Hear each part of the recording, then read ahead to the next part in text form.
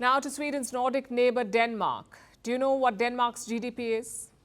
Around $430 billion. That's the country's GDP, $430 billion. Now look at Novo Nordisk. It's a Danish pharma company.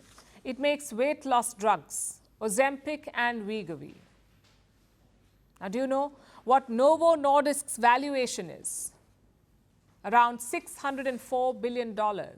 So the Danish company has a bigger valuation than the country's GDP. And it's lifting the country's economy. Last year, Novo Nordisk was Europe's most valuable company. It surpassed the likes of LVMH, the luxury giant that owns Louis Vuitton, Fendi and Dior. Now this year, Novo Nordisk has bigger goals. It has surpassed Tesla. Novo Nordisk has a market cap of $604 billion. Tesla is worth $569 billion, so it is worth more than the EV car maker. I guess Elon Musk is regretting that endorsement now. He endorsed Wegovy for weight loss, and now its makers have beaten Tesla. But what is really driving this rally? A new obesity pill, an experimental drug called amycretin. Novo Nordisk is testing this drug. The phase 1 trial results are out, and here's what they found. In just 12 weeks, participants lost around 13% of their body weight. In 12 weeks, 13% of the weight was lost. Compare that to Wegovy. In 12 weeks, people lose around 6% of their body weight. So the new drug is more potent, and that's what drove this surge. Investors cheered the trial results. The market was optimistic. The shares of Novo Nordisk shot up by 8%. They reached a record high. So it's all going very well for the company. And what does it say?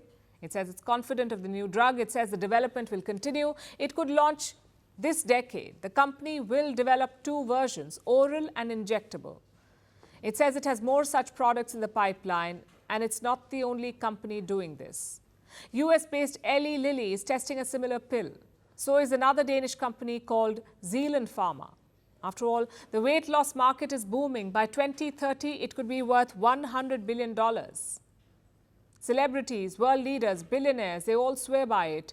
And that means a lot of potential and room for a lot of new players.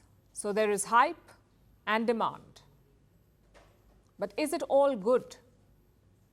Let's look at the science here. How do these treatments work? They mimic naturally occurring hormones in your body. This leads to reduced cravings, lower blood sugar, so you feel more full after a meal. You don't eat more, you drop the weight. But it's not so black and white. These drugs have side effects too. In some cases, it's nausea and vomiting. In others, there are long-term effects like low blood sugar, kidney injury, risk of thyroid cancer, acute pancreatitis, stomach paralysis, gallbladder disease, damage to the eye's retina, depression and suicidal behavior. And our understanding of these side effects is still evolving, so there may be more hidden risks that we don't know about.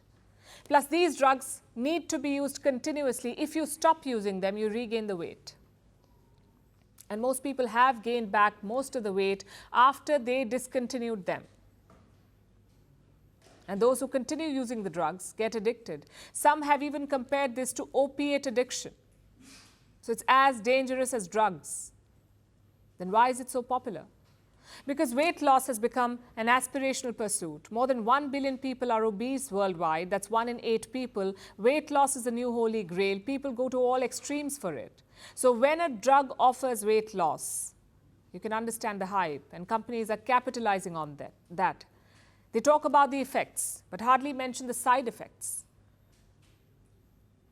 They're just making more and more drugs, and these drugs do not even come cheap. By some estimates, you would need some $1.1 million on weight loss drugs to prevent other diseases.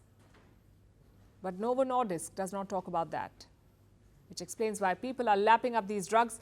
Companies just show one side of the story, the side where weight loss happens with just a pill or an injection. The other side is shrouded in secrecy, the side effects, the addiction.